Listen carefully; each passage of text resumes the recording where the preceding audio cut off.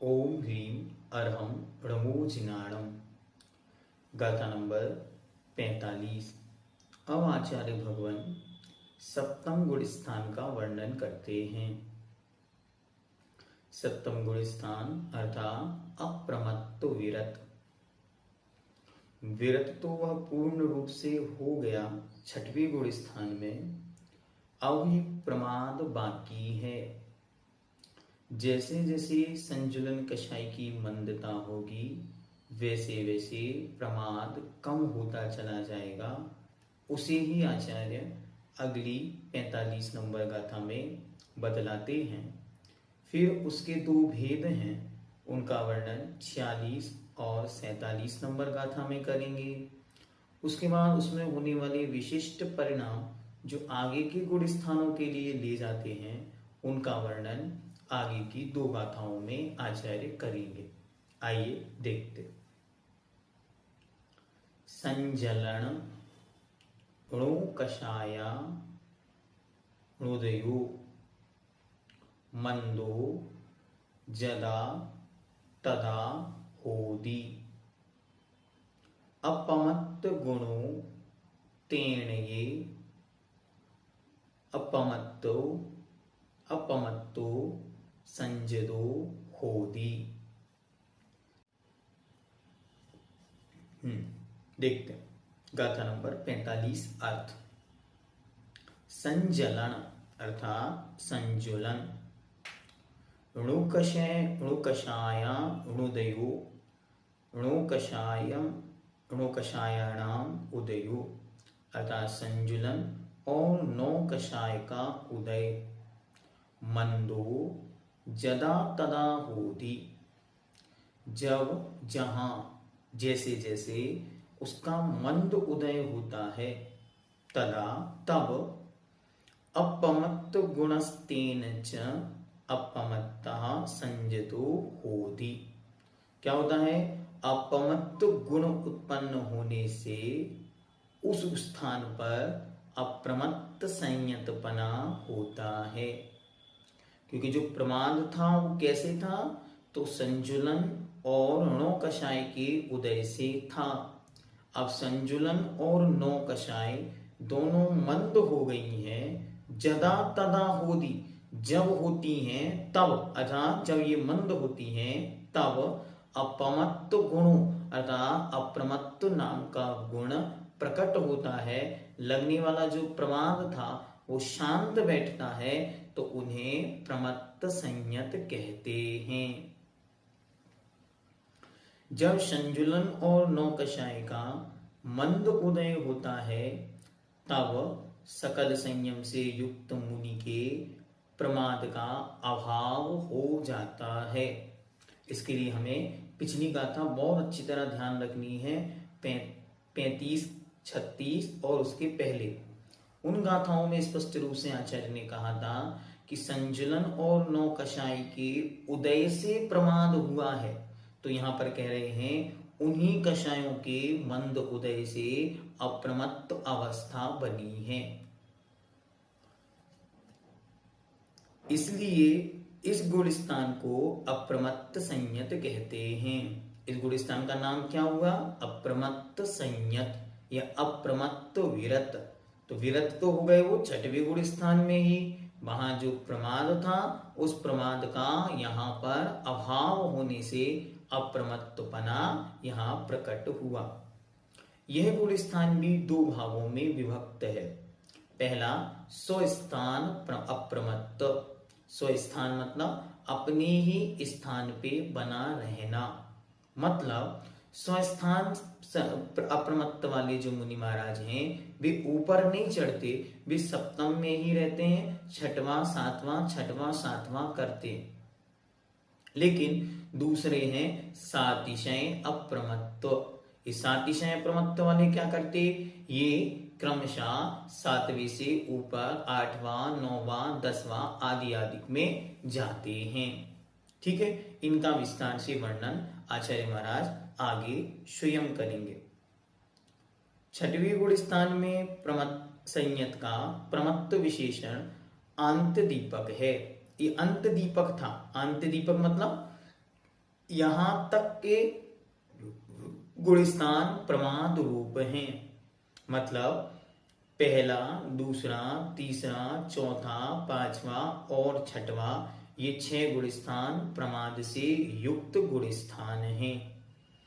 अतएव यहां तक के सभी गुण स्थान में रहने वाले जीव प्रमाद सहित हुआ करते हैं और इससे ऊपर के गुण स्थान वाले सभी जीव प्रमाद रहित ही होते हैं।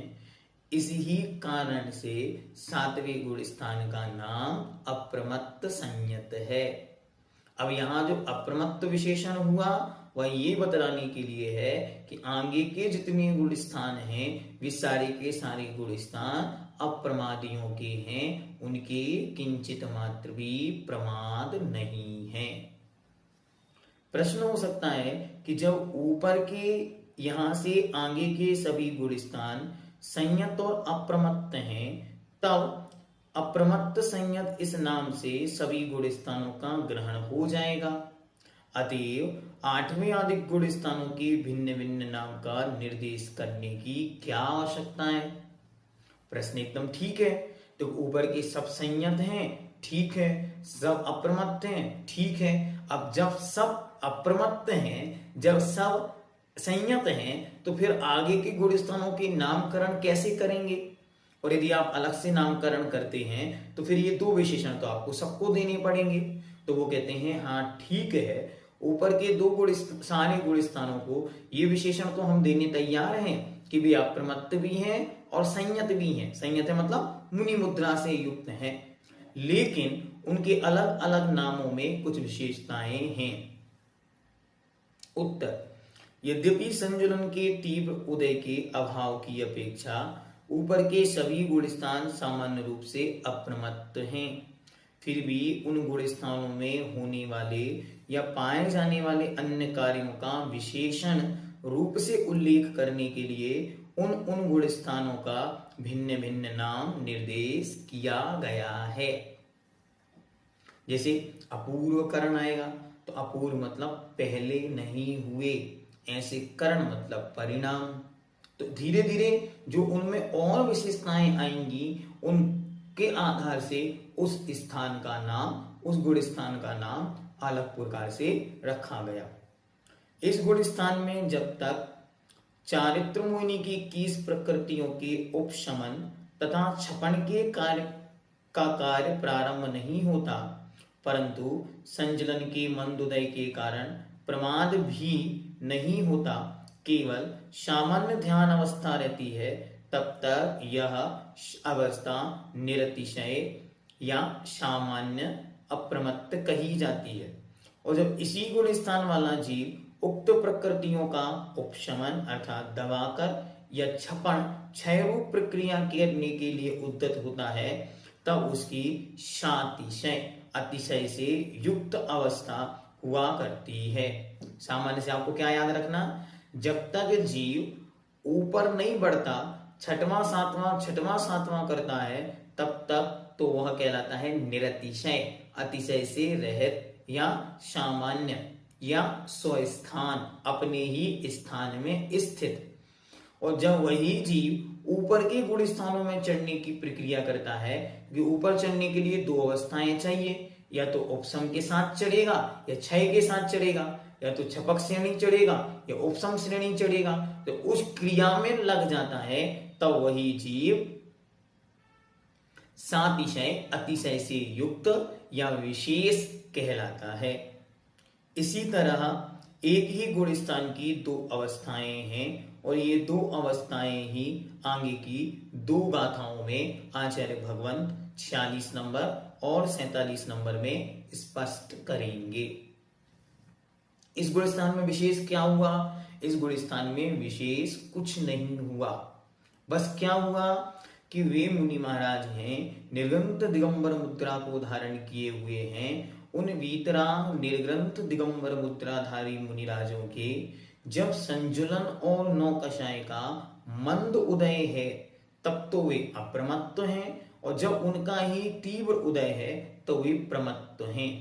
बस ये प्रमत्त और अप्रमत्त में संजुलन के तीव्र और मंद उदय की अपेक्षा है। बाकी बाहर से उन मुनि महाराजों में कोई अंतर दिखाई नहीं देगा, समझ नहीं आएगा। और कब मुनि महाराज छठवें में है, कब सातवें में है, इसका ज्ञान भी हम नहीं कर सकते। क्यों नहीं कर सकते? क्योंकि ये ऐसा नहीं कि ध्यान की अवस्था में ही ये बनता है, नहीं, सर्वत्र यह बन सकता है। जब मंद उदय हुआ तभी उनके यह गुण स्थान संभव है। इसलिए इसकी कोई नियामकता नहीं कह सकते कि इस समय इन मुनि महाराजों के छठवां है कि इस समय इन मुनि महाराजों के सातवां है। इस प्रकार की विशेषताएं हम अलग से आपके सामने नहीं रख सकते, क्योंकि आगम में इसका कोई उल्लेख अलग से उपलब्ध नहीं है। और दो शब्द ध्यान रखने, एक अप्रमत्त संजुलन कषाय और नौ कषाय का उदय नहीं होने से अप्रमत्तपना है, प्रमाद नहीं है। और विरत, क्योंकि वे सब प्रकार से जीव हिंसा से, स्थावरोत्तर हिंसा से विरक्त हुए हैं, इसलिए वे विरत हैं। तो बन गया अप्रमत्त विरत, ये सातवां गुण स्थान। इस गुण स्थान के दो भेद हैं। आइए अब इस गुण स्थान में कुछ विशेषताएं हैं, उन विशेषताओं को देखते।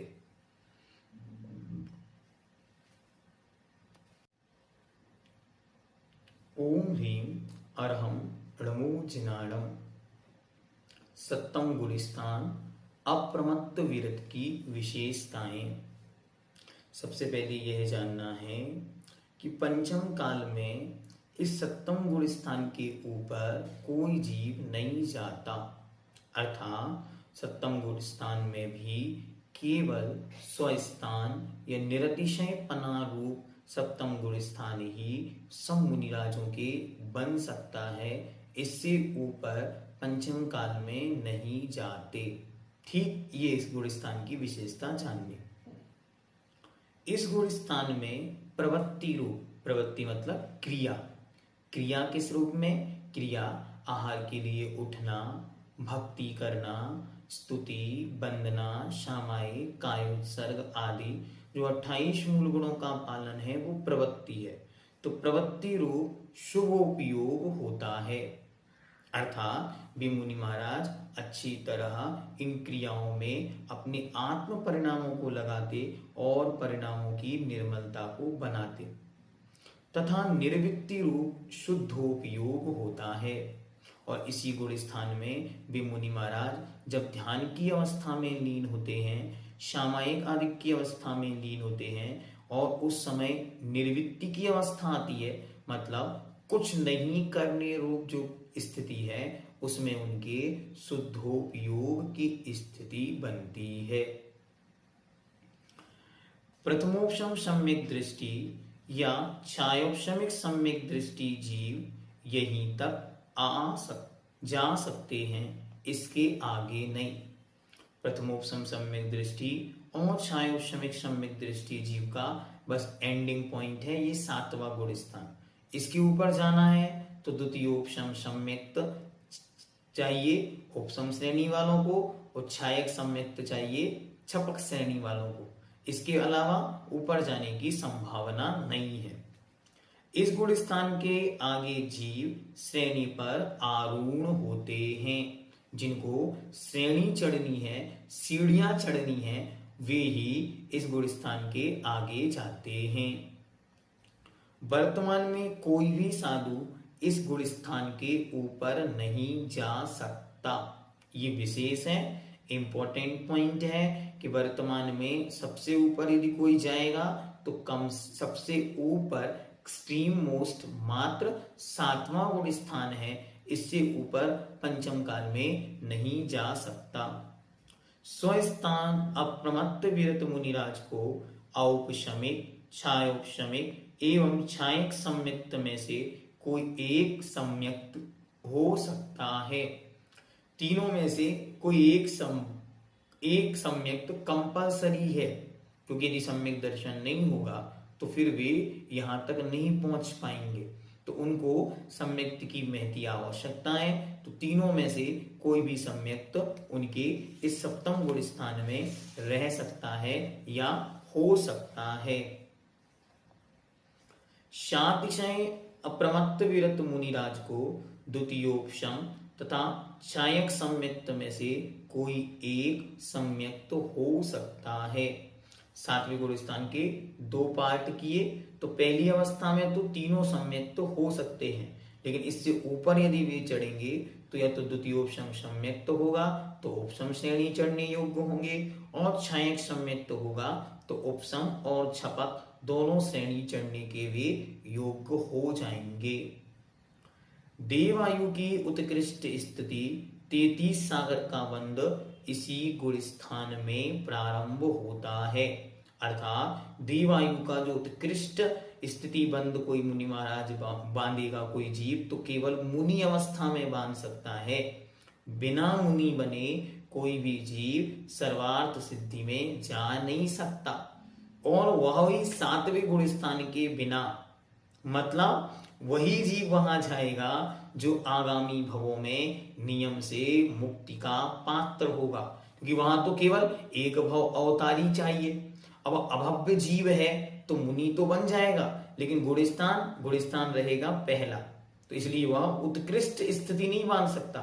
वो बांधेगा तो मैक्सिमम नवग्रहिकों की स्थिति को बांध सकता, लेकिन जो सर्वार्थ सिद्धि की सर्वोत्कृष्ट स्थिति है उसको बिना मुनि मुद्रा के, बिना सप्तम गुण स्थान के प्राप्त किए कोई भी नहीं बांध सकता। अब इस गुण स्थान से कहां जा सकते हैं? तो सप्तम गुण स्थान से आठवीं गुण स्थान में जा सकते हैं, उपशम श्रेणी छपक श्रेणी रूप में। ठीक, सप्तम गुण स्थान से छठवीं गुण स्थान में आ सकते हैं। छठवा, सातवां, छठवा।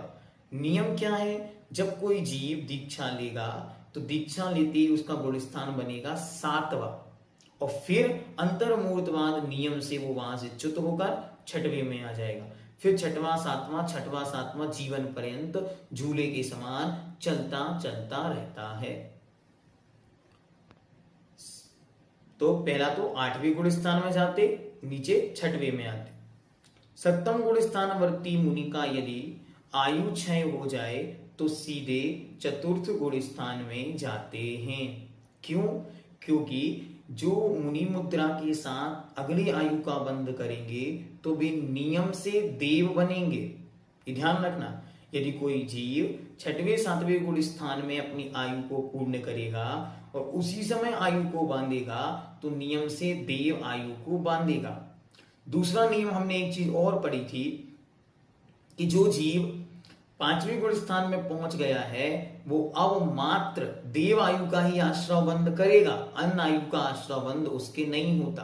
तो इन दोनों नियमों से स्पष्ट हो गया कि वो यहां से मरण करके और वैमानिक देवों में उत्पन्न होगा।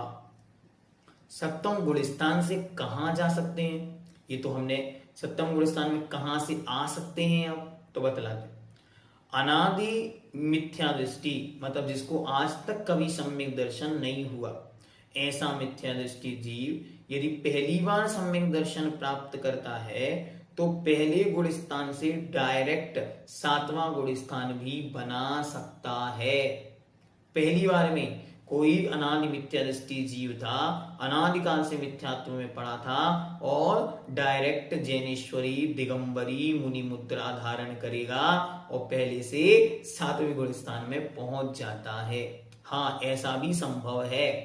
इसलिए ये नहीं सोचो कि ये तो अनादिकाल से मिथ्या दृष्टि था, अब इसका क्या हो गया। एक साथ कितनी सुंदर स्थिति है, यहां से 8 वर्ष अंतर मुहूर्त का हुआ और 8 वर्ष अंतर मुहूर्त के होते ही तुरंत उसने जैनेश्वरी दीक्षा धारण कर ली। जैनेश्वरी दीक्षा धारण करी और मुनि मुद्रा धारण करते ही 7वां गुण स्थान उसका हो गया। यहाँ 7वां गुण स्थान हुआ और तुरंत ही अंतर्मूर्ति के अंदर ही केवल ज्ञान प्राप्त करने की योग्यता है। तो योग्यता अनुसार डायरेक्ट यहां से चढ़ेगा, संख्यात्मक वार 6वां 7वां करते हुए 8वां 9वां 10वां 12वां और 13वां अरिहंत अवस्था को प्राप्त कर सकता है।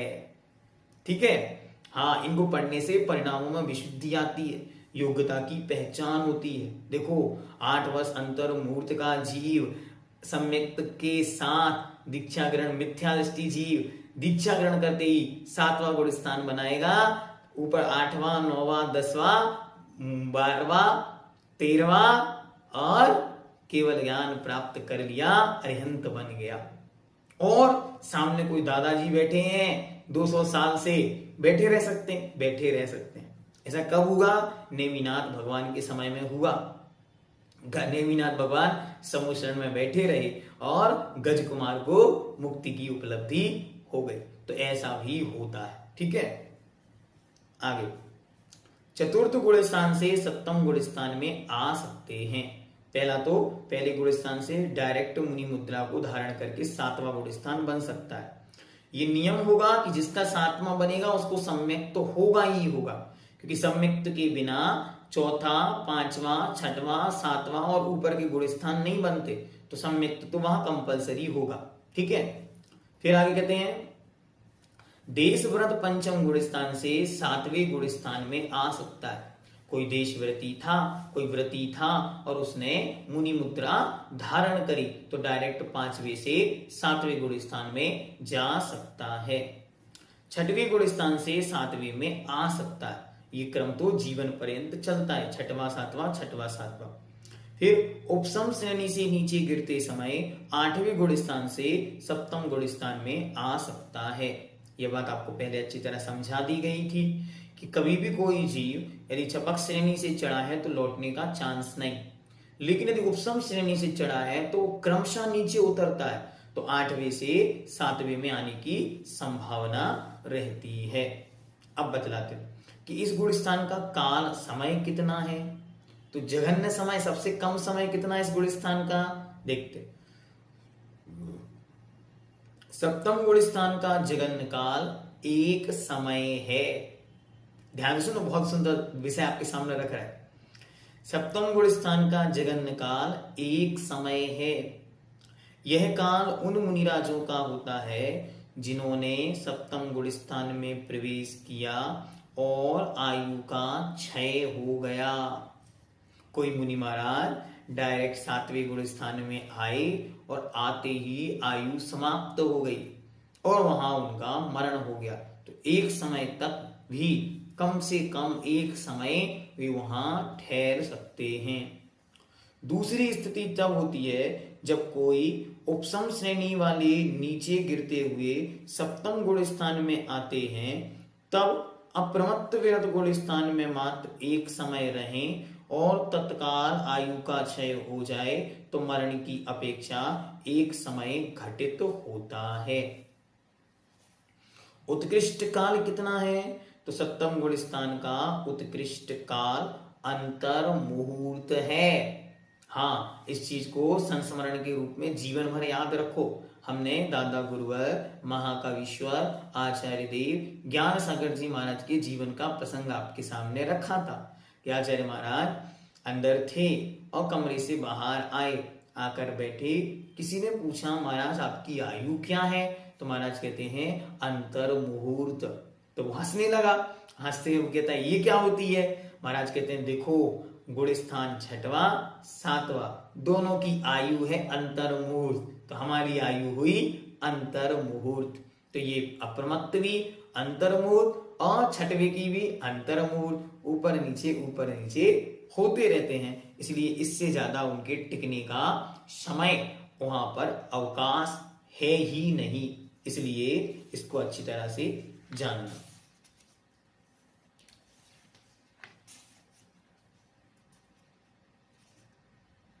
ठीक है, इतना ये पर्याप्त यहां पर विषय हो गया।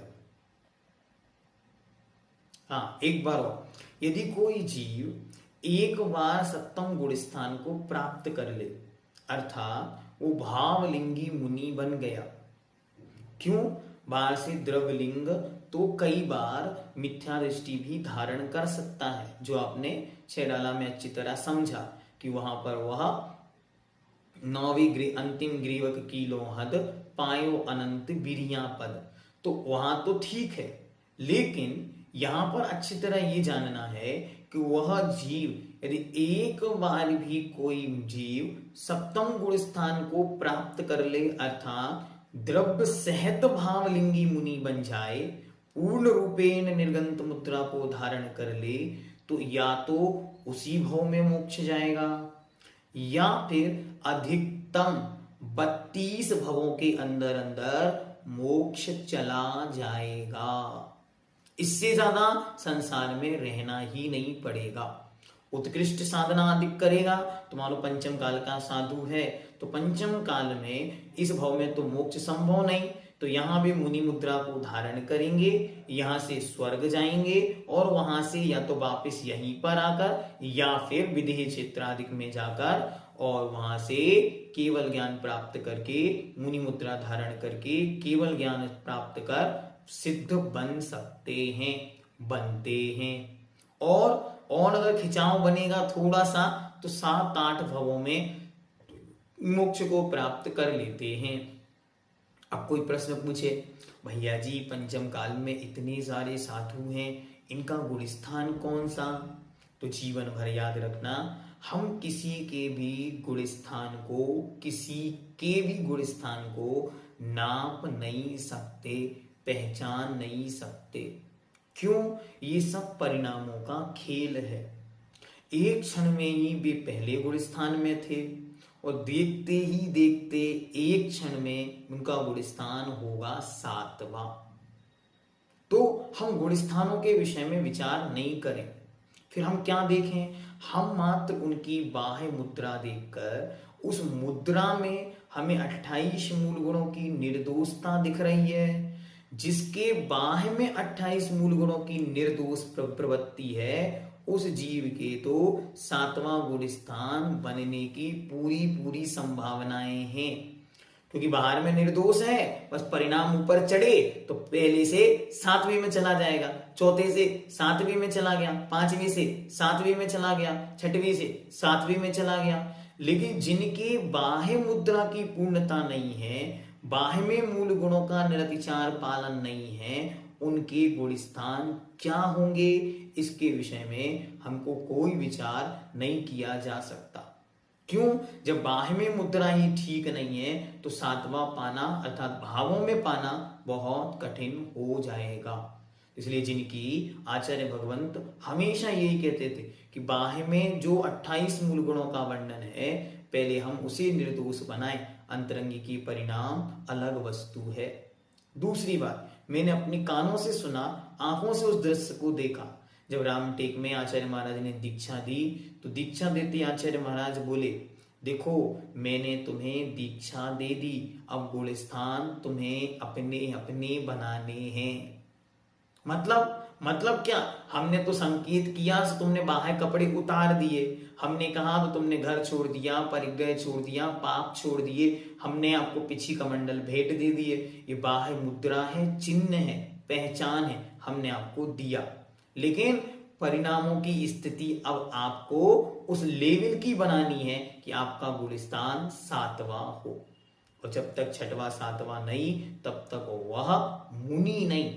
लेकिन बाह्य मुद्रा के माध्यम से हम मुनि को पहचानते हैं, इसलिए जब तक उनके निर्दोष मूल गुणों का पालन हो रहा है तब तक हम उन्हें मुनि के रूप में नियमित रूप से स्वीकार करते हैं, करना है और करना ही पड़ेगा, क्योंकि हमारे सामने कोई भी पहचान का लक्षण, कोई भी अन्य साधन उपलब्ध नहीं है। जब तक प्रत्यक्ष ज्ञानी, अवधि ज्ञानी, मनप्राय ज्ञानी और केवल ज्ञानी आकर ये नहीं कहेंगे कि इनका गुण स्थान 6वां है, कि इनका 7वां है, कि पहला है कि दूसरा है, तब तक आप कैसे जानेंगे? इसलिए इस विषय में हमेशा निर्विकल्प रहकर आराधना में लगना चाहिए। और आदरणीय पंडित जी साहब ने आशाधर जी ने बहुत सुंदर पंक्ति लिखी। वे तो कहते हैं, मुनि मुद्रा को देखकर आप हमेशा ये भाव करो, ये तो वही हैं जैसे साक्षात तीर्थंकर अरिहंत विचर रहे थे। उनको देखकर ये भाव करो, उत्साह से भरो, उल्लास से भरो कि धनी धन्य है वे जीव नर भव पाए यह कारज किया। क्या? महाव्रती बड़ भागी, ये महाव्रती बड़े भाग्यवान हैं क्योंकि बड़े भाग्य से महाव्रत रूप संस्कार मिलते। तो इन्होंने अपने जीवन में उस संस्कार को पाया, इसलिए मेरे लिए ये परम वंदनीय हैं। ऐसी भावना करके हम उन मुनि राजों की वंदना करें। और जहां 28 मूल गुणों की हानि है, हीनता है, वहां हमें विचार करने की आवश्यकता है। विचार करें, तदनुसार अपनी प्रवृत्ति को बनाएं। पंचम काल में मात्र 7 ही गुण स्थान उपलब्ध हैं, इसलिए हम सबका लक्ष्य बने कि सर्वोत्कृष्ट गुण स्थान तक हम पहुंच पाएं।